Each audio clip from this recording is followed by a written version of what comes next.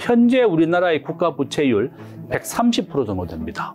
저는 언제든지 우리나라가 그런 외환 위기 상황이 오더라도 이상하지 않을 정도로 우리나라도 위험하다. 정부가 미국 수준으로 기업하기 좋은 환경을 만들어줘야 됩니다.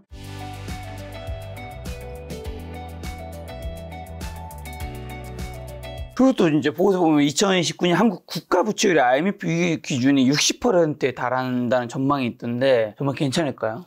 저는 제가 지난주 수요일에 국회에서 723조 국회에서 예산에 대한 공청회를 했는데 제가 거기에 대해서 한 2시간 동안 질의를 하고 연설을 했습니다. 거기 요점은 뭔가 하면 우리나라의 국가 예산은 물가는 2% 올랐고 우리나라 내년에 최저임금 2.9% 올랐는데 정부가 내년 국가 예산을 지금 현재 8.7% 정도 올렸습니다. 그러니까 우리가 최저임금이 적정한 인상률이다 해서 올린 게 2.9%인데 예산은 8% 이상 올렸고 네. 그 비율이 2029년이 되면 국채만 비중해서 60%가 됩니다.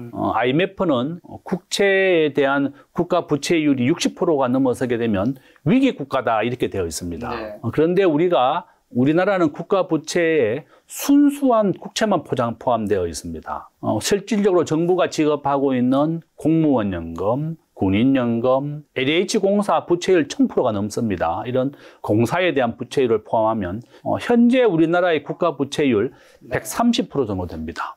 저는 언제든지 우리나라가 그런 외환 위기 상황이 오더라도 이상하지 않을 정도로 우리나라도 위험하다. 실질적으로 다 계산한다 그러면 우리가 이런 군인연금, 공무원연금 다 포함해야 되는 겁니다. 그래서 저는 한 30%의 외환 위기 가능성이 있다 이렇게 보고 있는 겁니다. 그리고 또 외환위기 방어막이 한미, 한일 통화 스웨프는 한국 경제에 얼마나 좀 치명적인 약점이 될까요? 저는 미국이 안 해줬습니다. 이번에 네. 정부가 정말 강력히 요구했습니다. 우리가 미국에 2천억 달러를 직접 투자를 하는 것만큼 미국이 통화 스와프를 해달라 이렇게 얘기했는데 97년도 IMF 위기는 일본과 미국이 주도했습니다. 일본과 미국이 한국이 외국에서 돈을 빌려와서 돈을 동남아시아에 빌려줬습니다. 은행은 그렇게 했고 기업들은 기업 부채가 100%가 넘었습니다. 그러니까 한국의 외환위기 시작은 일본과 미국이었습니다.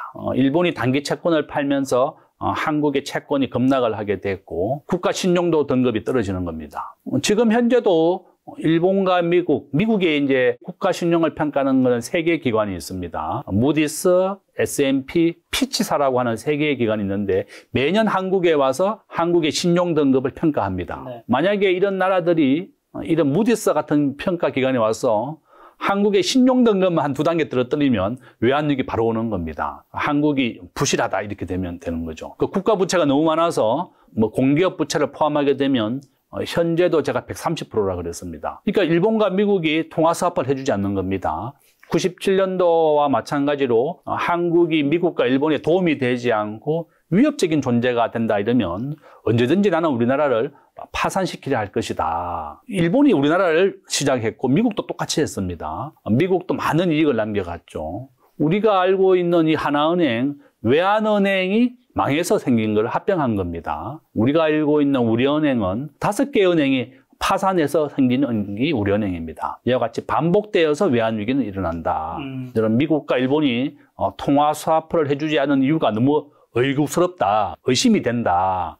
지금 강력하게 정부가 요구했는데도 미국은 절대 안 해줘. 일본도 안 해주고 있습니다. 그래서 저는 그런 게 가장 큰 의구심이고 결론은 정부가 외환보유고를 비축해서 스스로가 나라를 지켜야 하지 이런 통화 스와프에 의지해서는 안 된다. 우리 스스로가 대만 수준으로 외환보유고를 비축해라. 그러면 한 1조 달러까지 비축해야 되는 겁니다. 지금보다 2배 이상을 비축해야지 안전하다. 이렇게 정부에도 부탁을 드립니다. 저 근데 1997년 IMF, 2008년 금융위기 겪었는데 지금의 위기설이 그때와 다른 점은 뭘까요? 지금 현재 통화 스와프가 둘 다 없다는 것, 그건 똑같은 겁니다. 통화 스와프가 없고 지금 단기 채권이 전체 채권의 한 25%, 30% 정도 됩니다. 외환 보유고는 정부가 많이 비축했다고 하지만 여전히 국가 GDP 대비해서는 23%밖에 안 되는 겁니다. 저는 그것이 97년도와 거의 비슷한 상황이다. 저는 그렇게 보고 있고요. 있고요. 그래서 결론은 이 전쟁하고 마찬가지입니다. 스스로가 나라를 지키겠다는 생각을 해서 강력한 국방력을 가져야 됩니다. 그 어떤 나라에도 나라의 국방을 의지할 수가 없습니다. 외환도 마찬가지다. 우리나라가 스스로가 충분한 외환 보유를 비축해야 된다. 제가 박사를 공부하고 교수가 된 이유가 바로 이거였습니다. 외환 위기를 겪고 다시는 우리나라에 외환 위기가 오지 않도록 해야 되는 것이 경제학자의 의무다. 그래서 그동안 많은 논문도 발표하고 얘기했지만 그 누구도 잘 귀담아 듣지 않더라고요. 그래서 이제 이번에 책도 냈습니다. 진짜 외환 위기가 예방하자는 취지로 제가 만든 겁니다. 이 책을 보고 한국은행이나 정부가 외환 보유를 왜 비축해야 되는지, 우리 개인들은 왜 미국 주식을 사야 되는지를 바로 이 책에서 잘 설명해 놨습니다. 바로 달러 자산의 기반을 만들어라. 이것이 가장 좋은 핵심이고, 기업들도 과거에는 국가 부채율이 100%가 넘었지만 지금은 기업 부채율을 70%를 많이 낮춰놨습니다. 지금 기업과 개인은 외환 위기에 대해서 대비를 잘 하고 있지만 정부가 하고 있지 않다. 저는 그렇게 보고 있습니다. 그러면 이제 그 외환 보유고와 관련해서 한미 간의 2천억 달러 합의와 매년 200억 달러 현금 투자는 실현 가능한 시나리오인 건가요, 이제? 저는 정부가 지금 내년 4천억 달러를 미국에 투자했을 때 3.5% 이자로 계산하면 한 180억 달러 정도 생기니까 그 이자가 발생한 것을 미국에 다시 전액 투자하겠다 이렇게 되어 있거든요. 저는 정말 굉장히 불안하다. 그래서 지금 우리가 이자로만 200억 달러를 투자하려고 그러면 한 6천억 달러 정도를 더 모아야 됩니다. 지금보다 한 2천억, 3천억 정도로 외환 보유를 더 늘려서 미국에 국채에 투자하면 이자가 3% 정도 줍니다. 그러니까 그 이자를 가지고 미국에 200억 달러를 투자하겠다는 겁니다. 결론은 지금 현재 이자를 가지고도 줄 수가 없을 만큼 부족하다는 겁니다. 저는 지금 앞으로 트럼프 대통령의 재임이 2029년 1월인데요. 그때까지는 일단 우리가 200억 달러 주는 걸로 서명이 되어 있는 걸로 알고 있고 10년간 주기로 약정이 되어 있습니다. 그러면 2천억 달러입니다. 현재 한국이 가지고 있는 외환 보유고의 절반입니다. 우리가 외환 보유고가 매우 부실하다는 것을 보여주는 것이고 저는 걱정이다. 빨리 정부가 충분한 외환 보유를 비축해서 거기에서 나오는 이자만큼 준다고 하더라도 지금 현재로는 부족하다는 것을 보여주고 있습니다. 그럼 트럼프 이게 그 미국 우선주의가 한국 수출에 미칠 가장 큰 위협과 한국이 가장 시급하게 이제 트럼프 이기 때 준비할 한 가지는 뭘까요? 우리 대한민국은 지금 제가 한번 보여드리면 미국에 뭘 수출해서 먹고 사는 거 한번 보여드리겠습니다. 자, 대한민국이 미국에 수출하는 거 한번 보십시오. 자동차 부품, 석유, 반도체, 건전지, 배터리 분야고 중국에 수출하는 게 반도체 합성수지입니다. 한국은 전체 수출의 3분의 1은 중국입니다. 33%는 중국과 홍콩에 수출하고 있고 미국에 수출하는 것은 우리나라 전체 수출의 20%입니다. 그러니까 미국에 우리가 자동차를 팔아서 먹고 살고 있었다. 이렇게 보시면 되겠습니다. 전체 수출의 한 4% 정도밖에 안 된다. 반도체는. 또 거기에 그렇게 볼 수가 있죠. 그래서 결론은 자동차, 현대자동차, 기아자동차, 모비스가 가장 핵심이었습니다. 미국에는. 미국은 가족들이 미성년자가 아니면 차를 다 가지고 있죠. 2대, 3대씩. 바로 이런 이유 때문에 미국은 운수 자동차 분야가 한국의 가장 핵심입니다. 미국에 작년에 일본이 수출했던 것은 한 650만 대 정도 되고 한국은 560만 대입니다. 그 한국과 일본이 격차가 10%밖에 차이 안 납니다. 세계 1위 수출국인 바로 일본의 자동차, 한국도 마찬가지다. 저는 우리가 지금 15%로 관세가 서로 합의가 잘 됐습니다. 저는 다행스럽게라고 보고 있고 원래 한미 FTA가 체결되어 있었죠. 네. 한국과 미국은 FTA가 있었기 때문에 관세가 0%입니다. 미국의 관세율은 2.5%입니다. 원래. 그렇지만 일본은 FTA가 체결 안 돼 있었기 때문에 2.5% 관세를 물고 미국에 수출했었는데 일본은 2.5% 대신에 15%가 되었고 한국은 0%에서 15%가 됐으니까 우리가 조금 더 불리해졌죠. 이제 그런 거라고 저는 보고 있고 결론은 우리 대한민국은 미국의 현지 공장을 짓고 현지 생산을 늘리는 수밖에 없다. 트럼프 대통령이 원하는 건 가장 큰 게 뭐냐? 미국에 와서 일자리를 만들어 달라는 겁니다. 미국에 일자리 만들고 미국에 공장을 지어라. 네. 제가 올 8월 달에 미국에 출장을 갔었는데 미국 국민들의 은행 대출 이자율이 8.5%입니다. 우리가 한 6% 정도 내니까 우리보다 2%, 3% 더 높은 이자를 내고 있었습니다. 미국의 중산층이 매우 어려워졌다 이렇게 볼 수가 있고 제가 뉴욕에서 만난 우리 한국인 여학생 소득이 7만 달러인데 뉴욕에 살고 있었습니다. 뉴욕의 원룸 하나가 한 350만 원 정도 합니다. 그러니까 자기 급여의 절반이 이자로 나가는 겁니다. 미국의 중산층들 다 그렇습니다. 급여의 절반이 다 집세 이자로 나가거나 월세로 나가는 겁니다. 바로 이런 이유 때문에 트럼프가 한국 기업이 와서 공장을 지어달라.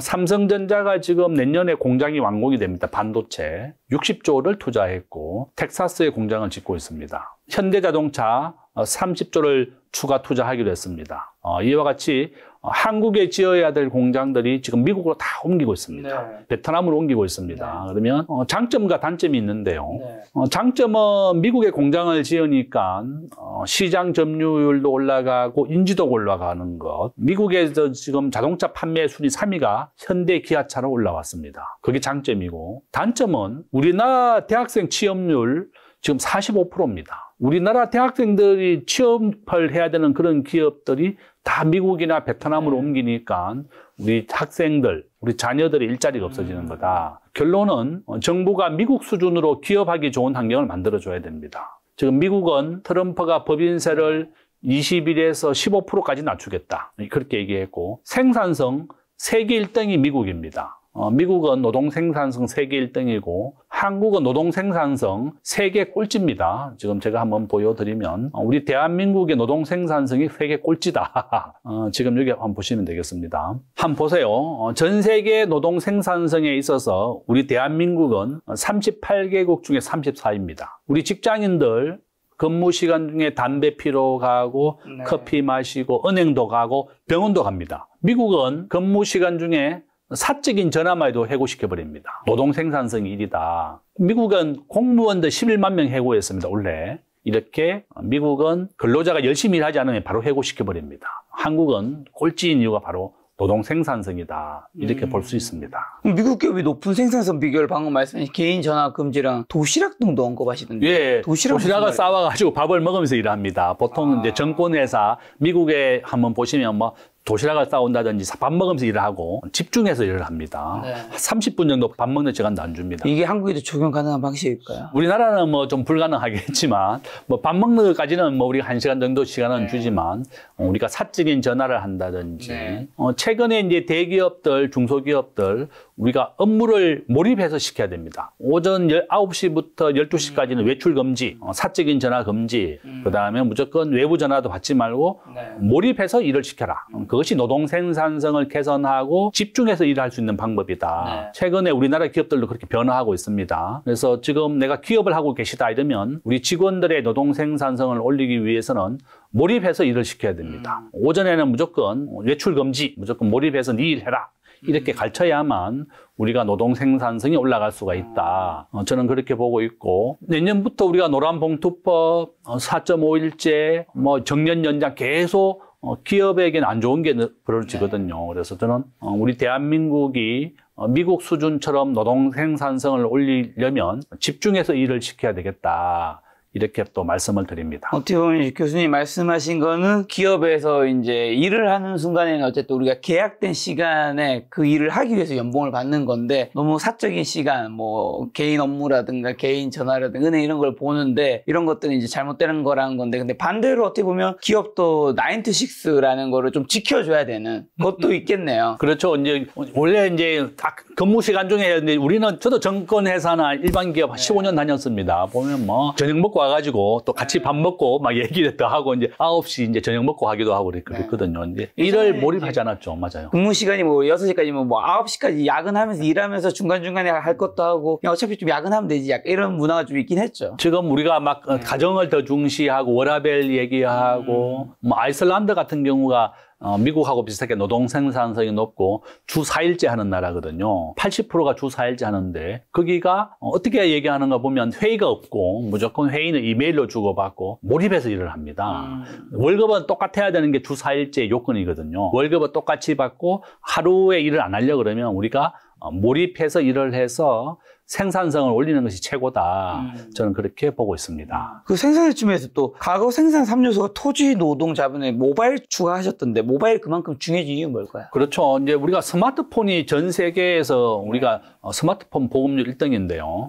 지금 한번 보시면 제가 이제 써놨습니다. 제일 밑에 요약에 우리가 생산의 4대 요소가 과거에 토지, 노동, 자본이었는데 지금 우리나라 뭐 쿠팡이나 은행, 뱅킹 95%가 다 스마트폰으로 합니다. PC로 하는 사람은 5%밖에 안 됩니다. 이제 모바일의 시대가 왔다. 모바일 또 노트북 이동하면서 언제든지 일을 처리할 수 있어야 됩니다. 이제 기업들이 생산, 판매, 관리 모든 것을 스마트폰과 모바일에서 할 수 있게 해야 됩니다. 우리가 전 세계 스마트폰 보급률 1등입니다. 그런데 우리나라는 지금 현재 뭐 우버 같은 거 금지시켜 버렸죠. 그렇지만 저는 우리가 모바일이 가장 중요한 시대가 되었고 우리가 스마트폰 세계에서 가장 많이 만들어내서 공급을 하고 있습니다. 이것을 활용을 하자. 저는 그렇게 보고 있습니다.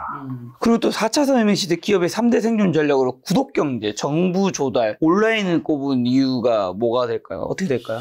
저는 이제 제일 밑에 보시면 기업의 이제 구독 경제라든지 온라인 비중이 이제 80%까지 늘어날 거다. 저는 그렇게 보고 있는데요. 구독 경제라고 하는 것은 우리가 쿠팡의 회원이 우리나라에 1,400만 명입니다. 우리가 매달 돈을 내는 걸 바로 구독경제라고 부릅니다. 전통경제, 공유경제, 구독경제가 있는데 구독경제라고 하는 것은 매달 돈을 납부해서 우리가 하는 것을 구독경제라고 부르고 공유경제는 따릉이, 자전거, 따릉이가 공유경제가 포함되겠고 전통경제가 이제 소유권을 가지는 겁니다. 구독경제는 이렇게 급등하고 있습니다.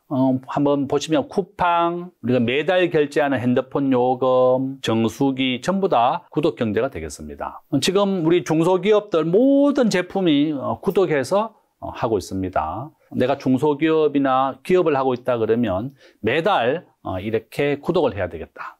그 다음에 제가 한번 제안 드리는 건 이겁니다. 우리가 넷플릭스가 한 달간 무료 시청을 합니다. 오른쪽에 보시면 제가 강의를 하러 갔는데 강의가 끝나고 난 다음에 식당 하시는 분이 자기가 구독 경제하고 있다 이렇게 얘기하시는 거예요. 야, 식당 하시는 분이 어떻게 구독을 하나 들어보니까 10,000원짜리 점심을 7,000원에 이제 쿠폰을 만들어 가지고요. 그 20장씩 묶어 가지고 그 근처에 있는 중소기업에게 다 파는 겁니다. 그러니까 매달 이 사람은 그 집에 와서 밥을 먹으면 30% 할인된 가격에 밥을 제공하는 겁니다. 바로 이게 구독 경제입니다. 그 밑에 보시면 노무사, 세무사인데요. 본인이 거래하는 기업이 2만 개입니다. 보통 우리가 노무사나 세무사가 한 달 기장료가 10만 원인데 이 사람은 한 달에 10,000원만 받습니다. 90% 할인된 가격으로 돈을 받습니다. 그래서 우리나라 1등 노무사예요. 그러니까 이와 같이 30%와 90% 할인된 가격을 제공하더라도 고객을 잡는 겁니다. 못 빠져나가게. 선점하는 효과를 가져오게 되는 겁니다. 내가 식당 하고 있다. 한번 30% 할인된 가격으로 식권을 만들어서 해보십시오. 이 식권이 남으면 커피를 팝니다. 또 커피도 안 먹는다 이런 와인을 사가게 하는 겁니다. 식권 20장을 다 소진시키는 겁니다. 바로 이게 구독 경제다. 그래서 식당을 하거나 세무사를 하거나 뭐 서비스지를 한다 그러면 이런 파격적인 할인 90%까지 파격된 할인된 가격으로 구독 경제를 해야 됩니다. 특히 밑에 보시면 매몰 비용이라고 되어 있습니다. 이거는 우리가 기업을 운영할 때 임대료라든지 보증금을 내면 회수가 불가능한 비용입니다. 그래서 이 회수가 불가능하기 때문에 무조건 우리 개인들에게 무료 서비스를 해줘야 되는 겁니다. 넷플릭스가 한 달간 무료 하는 것처럼 무료 서비스를 주고 고객을 못 빠져나가게 해야 되는 겁니다. 저는 이와 같이 이 매몰 비용이라는 것을 명심하시고 파격적인 할인으로 고객을 잡아라. 못 빠져나가게 하는 것이 가장 중요하고 이 구독 경제가 앞으로 가장 중요하다. 온라인 쇼핑은 원래 우리나라 소매 금액 600조 원 정도 됩니다. 지금 52%가 온라인으로 이루어져 있습니다. 저는 그 비중이 계속 80%까지 늘어난다. 저는 그렇게 보고 있습니다. 근데 이렇게 할인 많이 해주면 남는 게 있나요? 뭐 노무사, 세무사도 어차피 서비스업이기 때문에 남는다는 겁니다. 2만 개의 기업이 매달 1만 원씩만 해도 한 달에 2억이 들어오거든요. 그러니까 본인은 이렇게 90% 할인된 가격으로 하더라도 남더라. 그렇게 봅니다. 자, 기업들이 또 온라인 비중이 80%가 확대된다고 하셨는데 그럼 오프라인 중심의 전통기업은 어떻게 해야 될까요? 저는 적극적으로 온라인 비중을 확대해라. 모바일 중심으로 해라. 지금 현재 우리가 홈플러스 우리나라 이마트 다음으로 2위의 기업이 있는데 MBK 파트너스가 인수하고 난 다음에 지금 부도 신청했습니다. 법정 관리 신청되어 있습니다. 온라인에 대한 진출을 하지 않았기 때문에 점유율이 떨어졌다고 합니다. 바로 이런 이유 때문에 저는 앞으로 온라인이 계속 증가할 것이라고 봅니다. 저도 이제 가끔 카카오 택시 많이 타는데요. 네. 카카오 택시 타면 이렇게 운전기사분들이 그러더라고. 오토바이를 몰 수 있는 분들은 다 배달 종사자로 갔다는 겁니다. 배달 종사하면 한 300만 원 월급을 받는다. 네. 그게 다 더 많이 하면 더 많이 받죠. 이와 같이 이제 오토바이를 탈 수 있는 사람들은 다 온라인 배달하는 배송업체로 다 옮겼고, 이제 기존의 60대, 70대만 택시를 몰고 있다. 이런 얘기를 하시면서 저는 이런 온라인 비중은 계속 성장할 것이다. 온라인 지금 전체 소매 금액의 지금 52%인데 한 60%까지 거의 왔습니다. 지금 재래시장에 가서 과일 파시는 분들 보면 절반이 이미 온라인에 물건을 팔고 있습니다. 쿠팡이나 네이버에 통해서 이미 물건들 팔면서 재래시장에서도 과일도 팝니다. 온라인과 오프라인을 함께 해야만 살아남는 시대다. 이렇게 볼 수 있습니다. 한국이 4차 산업혁명에서 좀 뒤처진 이유가 우버 금지 사례 같은 규제 때문일까요?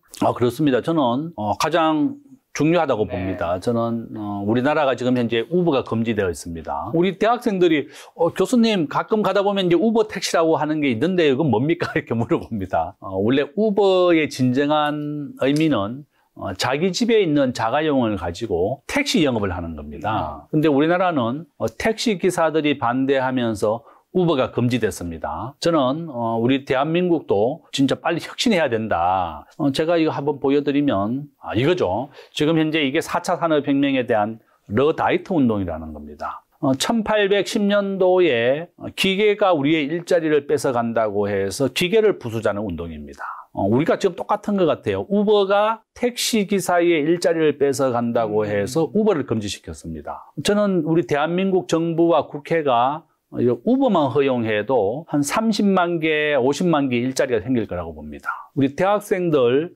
취업률이 45%, 절반도 취업을 못합니다.